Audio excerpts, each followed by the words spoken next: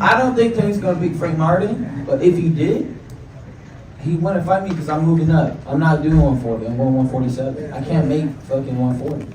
I never even technically fought at 140. I fought every time at 143. My body can't literally go lower than 143. It's impossible. I tried everything. Ryan Garcia is targeting the big dog, IBF welterweight champion Jaron Ennis, after defeating the not-so-hard-hitting Devin Haney last Saturday night in Brooklyn, New York. As Kingery left the arena for the van that would take him to his hotel, he ruled out a rematch against Haney and agreed that he would contemplate a fight against Jaron Ennis, the IBF welterweight champion.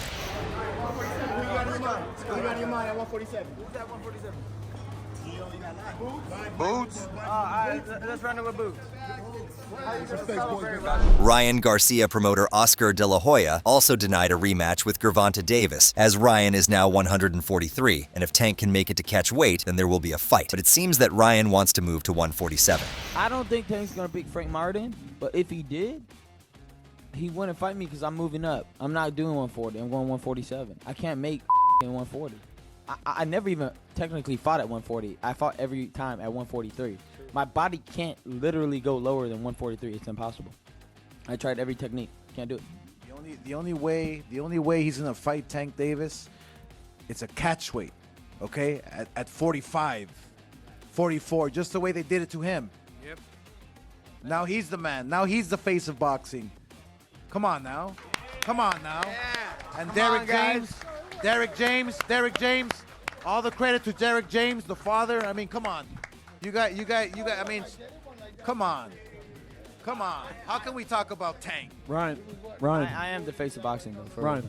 Confidently, I know I am. Jaron Ennis confidence in his skills and calls Ryan Garcia food in response to a potential fight offer. He is food. Given that Garcia didn't win Devin Haney's title belt due to his weight miss, and that Haney was allowed to retain the strap in spite of the loss, it'd make perfect sense if the fighters got together for an encore of their surprisingly entertaining and combative affair. Boxing specialist Tim Bradley believes Devin Haney has a strong chance to seek revenge for his defeat by Garcia in the rematch. You know, it was surprising to see Haney in the way he was able to perform. He showed grit, he showed determination, the will to win. He did his best to, to stay on his feet and all the way to the end. However, just looking at his game plan and understanding that, he had prior fights with this man, it almost seemed to me that he was just somewhat in an arrogant state of. But if you look at the past, and this is where I'm gonna go with the weight. If you look at the past, look at the guys that came before us and fights, big fights where guys come overweight. What do they normally do? They're the ones that normally... Tim believes fairness is crucial in Garcia and Haney's upcoming match. If Garcia adheres to the agreed weight without surpassing it, Haney has a good chance of winning, while Bradley believes Ryan's superior weight gave him a significant advantage. There's history that tells us that the guys that come in overweight, especially 3.5 pounds, bro, that's a lot of weight, bro. It is. And it might not seem like a lot, but again, to my point, if it's not a lot, why didn't he attempt to make it? Why did they? And Haney saved the show, guys. Haney saved. Tim resents Ryan's refusal to shed 3.2 pounds, viewing it as an unfair advantage. Haney, who trimmed down to 140, faced Ryan for 12 rounds, and Bradley worries about Haney's recovery. He believes Haney has a solid chance of winning against Ryan if he recovers. You should have Garcia to honor a rematch, man. He should honor a rematch, and if he beats Haney, fair and square, bro. Beats him fair and square. Weight for weight, pound for pound. He makes that weight class, bro. I'll give him all of it. Bradley believes Devin Haney has a strong chance of defeating Ryan Garcia in a rematch, provided both fighters are on equal footing without Garcia's weight advantage. You say and claim Jesus Christ and as your savior and all of this stuff, bro. But then in the same sentence you stand telling somebody to suck your D. Like, bro. Like, are you kidding me? Like that doesn't make sense, and that doesn't go well with me. That's so much contradiction. Saying you beat a Haney, right? And I didn't think you was gonna beat Haney, but it wasn't on an even playing field.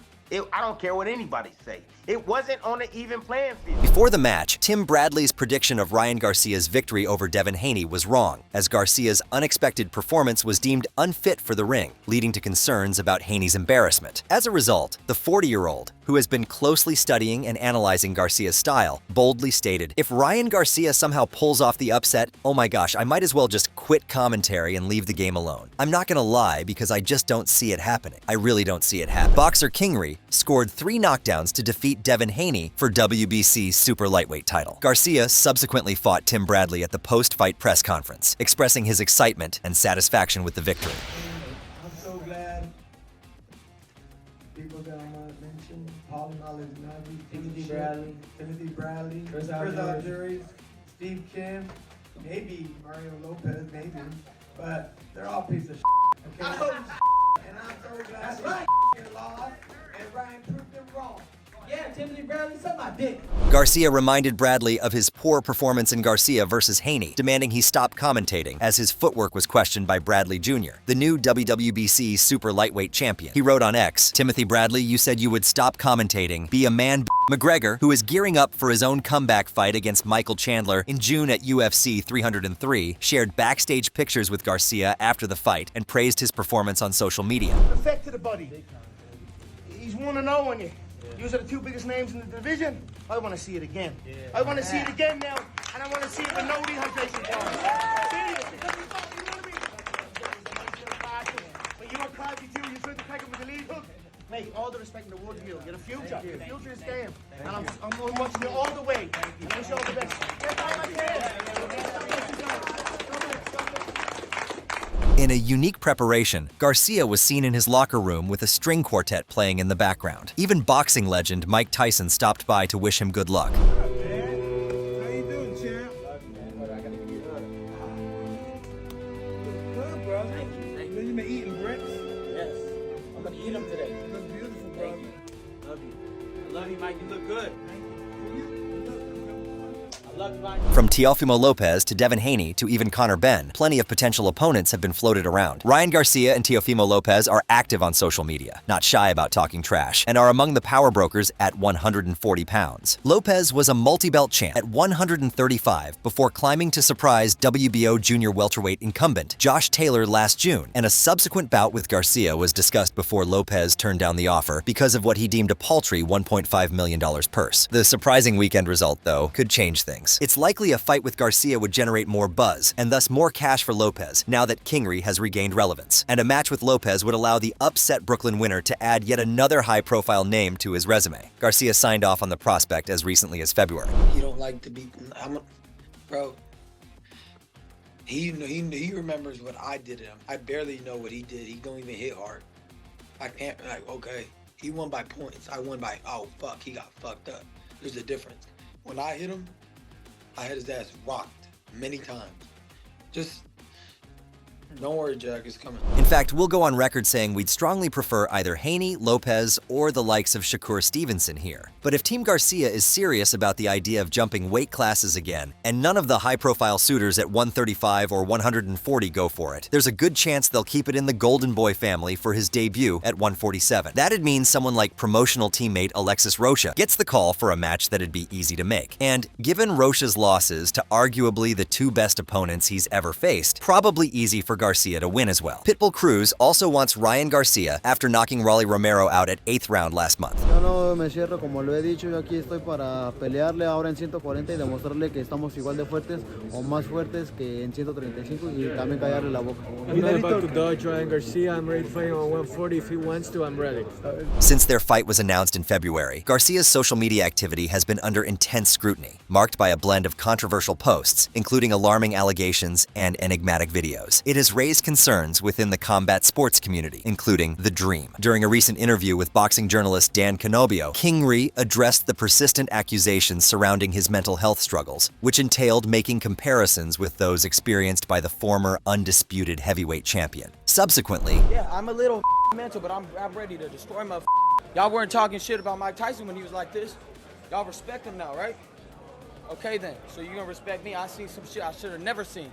But I'm a killer now. Garcia found himself immersed in a profound emotional battle. In a February 2022 interview with Inside Boxing Live via Marca, the former interim WBC champion openly admitted reaching a point where he had lost all direction and motivation to continue living. He stated, "When I was deep in it, I didn't think I was going to live. I was so depressed and I went into bad habits. I started drinking and I never drink ever, but I was getting drunk all the time. I wanted to kill myself at one point. It was so bad, so intense, that I thought maybe I just would rather not be here." Ryan Garcia's victory over Devin Haney, a surprise victory, led trainer Derek James to feel vindicated as Garcia dominated the fight, flooring Haney 3 times. James said, "I feel accomplished. I feel like I did my job, and that's what it's all about. I think it would have to be the most satisfying win of my training career. You know what? I'm gonna say it was great, because I don't want to put anyone's situation over anyone else." Garcia, a perceived underdog due to his pre-fight antics and perceived lack of boxing prowess, entered the ring. James added, "For me to get to this level, I did it myself. A Hall of Fame trainer didn't teach me. Nobody taught me anything. I pushed myself to this level. I'm an underdog anyway. Even now, the level that I'm on, they're still counting me out." James expressed happiness for Ryan, highlighting his strong beating of Haney and his impressive dominance, despite initially not believing it, and praised Ryan's impressive physical appearance. James added, "It's good for Ryan. I'm happy for him. He really beat him up bad. Did you see Haney's swollen face? It was crazy how dominant Ryan was. I didn't believe it." James acknowledged Haney as a promising fighter who would likely bounce back from a challenging beating, despite the potential for a difficult recovery. James explained, "I think it would have been better for Haney to get knocked out early because it's going to be hard to recover from getting beat up like that. He's a good fighter. He'll be back. He's still young. He can be hungry. He's 25. James emphasized the game plan to take Haney's life, and Ryan's jab and advance led to Haney's retreat, allowing Ryan to capitalize and open up. He said, "The game plan was always about taking everything from Haney. Once I saw Ryan bring the jab and walk to him, he retreated and opened Haney up." Garcia, a perceived underdog due to his pre-fight antics, faces a challenge from James, who urges him to reduce his behavior. He said, "Man, I hope so. I'm not into that. I'm on the low. I don't really move like that. I don't like the negativity. My daughters are in school, and kids be talking to them about whatever Ryan is doing, and this and that. I told him that not only does it affect you, it affects everybody else." Garcia, who overcame adversity with Devin Haney, has been gaining attention on social media. He has been challenging the Illuminati, a shadowy narrative claiming to unravel global power, and shared a video after his performance, sparking concern in the combat sports world. And the morning after, guys. TikTok, we did it. We did it, we did it, we did it, we did it, man. I showed the 3, don't think this was Illuminati.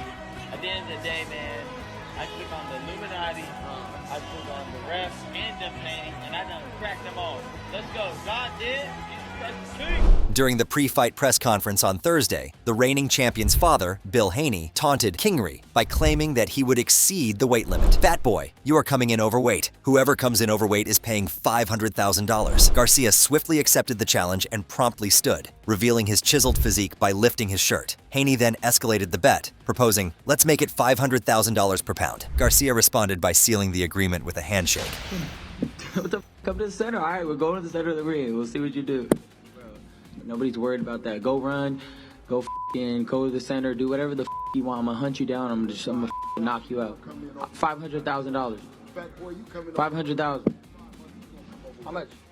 Bet.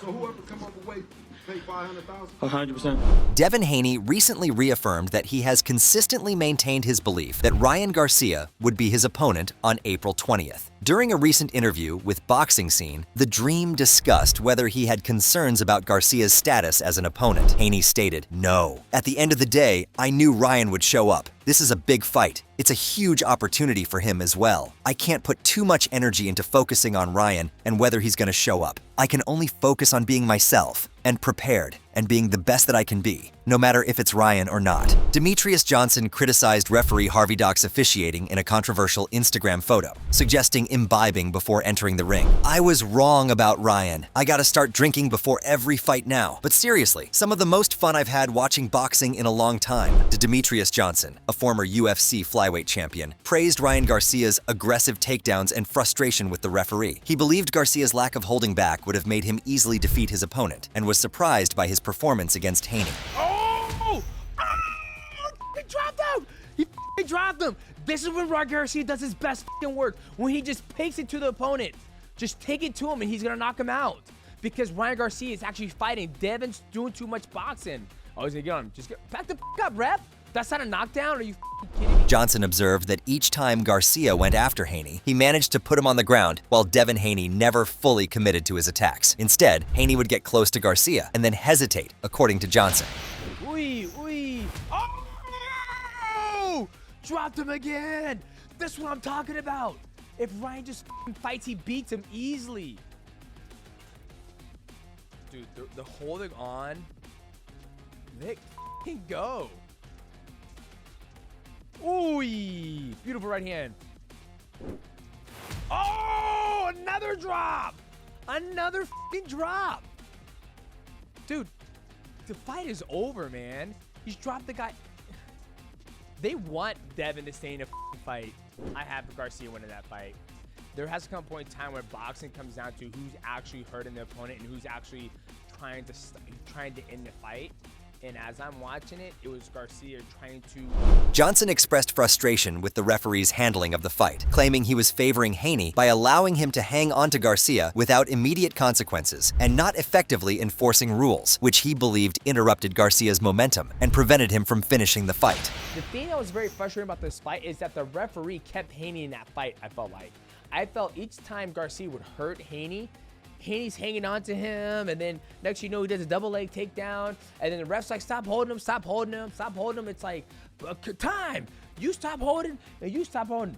Fight. It's like, dude, you just gave him like 15-20 seconds of a rest. You stopped Ryan's momentum. After clinching a majority decision victory over Devin Haney, Ryan Garcia expressed his conviction that he deserved a knockout win. He voiced his sentiments on social media platform X this Sunday, asserting, "Woke up sad thinking people should have got that KO. Bet referee that 7th round should have been stopped. Point deduction wasn't warranted, never received a warning. Crazy man." Evans Tobler, Regis Prograis' fitness mentor, questioned why the media didn't press Bill Haney with probing inquiries following his son Devin Haney's defeat to Ryan Garcia. Tobler said, "Why aren't you social media folk asking Bill Haney questions? You don't give anybody else a break when they lose." Bill, in an interview with the media, expressed his desire for a rematch between Devin and Ryan, suggesting that if Eddie Hearn is eager, it could be a viable option. However, Tobler said, "What's the problem? We had to when Prograis lost. So what's the problem? Are you all scared of Bill Haney? You all are scared. Do your job. Chris Mannix, why aren't you interviewing Bill Haney? That's his job. You're interviewing everybody else after a loss."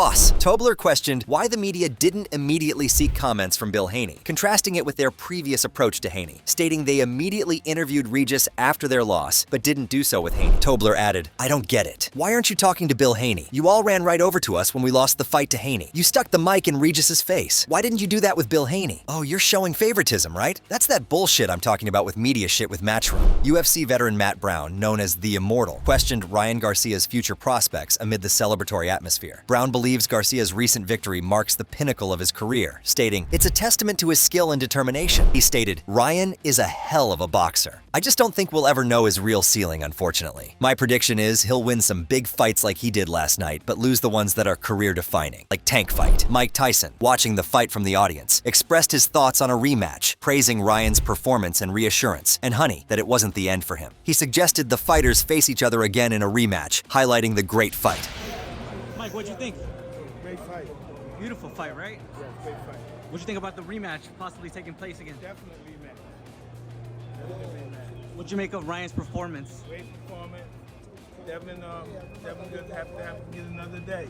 It's not over for Devin. He'll be champion. That's a wrap for the video. If you enjoyed this video, make sure to subscribe and check out some of our other videos on the screen right now.